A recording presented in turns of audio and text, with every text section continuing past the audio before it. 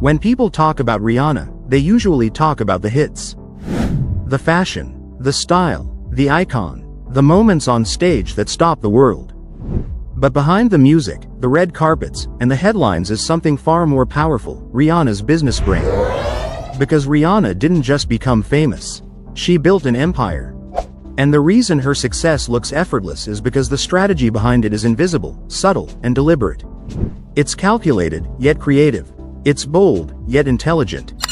This is a story about vision, control, and the ability to see beyond fame. Rihanna grew up in Barbados in a household shaped by instability and struggle. Money was tight. Home life was unpredictable. She saw firsthand how quickly life could change. From a young age, she learned two things that would later define her business mindset: independence and self-reliance. She didn't grow up expecting safety, she learned to create it herself. And that foundation, built out of necessity, would one day allow her to make decisions most stars wouldn't dare to make. When Rihanna entered the music industry as a teenager, she didn't have power. She was managed, directed, shaped. Like most young artists, she was treated as a product, packaged to appeal to the masses. But unlike most artists, Rihanna paid attention. She watched how deals were structured, who controlled what, who really made the money. She was learning long before she had leverage, studying the system while appearing to just perform and sing. Her early music success gave her visibility, but Rihanna never confused popularity with ownership. She understood that fame is temporary, but equity lasts. While others spent their peak years chasing charts and headlines, Rihanna prepared for longevity. She thought about life after the stage, life beyond music videos, and how to make influence last. The turning point came when she stopped asking, "What can I sell?" and started asking, "What do people actually need, and what's missing?" That simple shift in thinking changed everything. It's a mindset question that separates artists from entrepreneurs, performers from moguls. In beauty, Rihanna noticed something the industry had ignored for decades. Products weren't made for everyone. Shades were limited.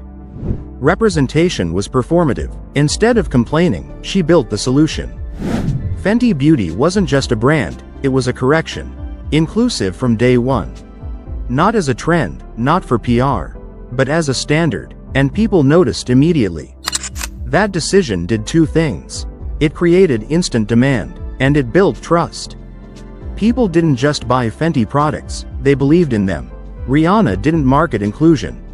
She operationalized it, she made it tangible, and that's what made the difference between a brand and an empire. Then came Savage X Fenty. Once again, she entered a space dominated by outdated standards, exclusion, and convention. Instead of selling fantasy, she sold confidence. Instead of exclusion, she sold representation. She didn't follow industry rules, she rewrote them to match real consumers, the people who had been ignored for decades. And because of that, she didn't just launch lingerie, she changed the industry's expectations overnight. One of Rihanna's smartest business moves was timing. She waited until culture caught up with her vision. And when she moved with force. That patience protected her brand and multiplied its impact. She understood that timing is as much a weapon as capital or creativity. Another underrated part of her business brain is control.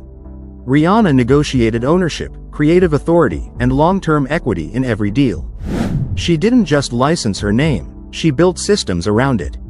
That's why her brands scale without her needing to be everywhere at all times. Control allows leverage, and leverage multiplies everything. Rihanna also understands brand authenticity. She doesn't sell products she wouldn't use. She doesn't promote lifestyles she doesn't like. That alignment makes her influence powerful. Consumers trust her because she's consistent, genuine, and transparent. And in a world filled with celebrity endorsements, that trust is priceless. Perhaps her biggest strength is knowing when to step back. Rihanna doesn't oversaturate. She disappears strategically. Absence increases demand. Silence builds anticipation. She lets the brand breathe while the market waits, turning scarcity into desire, and timing into impact. Her success proves something important. You don't need to be everywhere to dominate. You need clarity, vision, discipline, strategic patience, and the courage to do what others won't. Rihanna didn't abandon music, she transcended it. She turned fame into infrastructure, popularity into ownership, influence into equity, and that is what separates celebrities from moguls. Talent opens doors, but business sense decides how long you stay inside. Rihanna isn't just a superstar. She's a strategist, a visionary, and a master of seeing the unseen, how to turn opportunity into empire. If this changed how you see celebrity success, hit like, subscribe, and comment below. What do you think was Rihanna's smartest business move?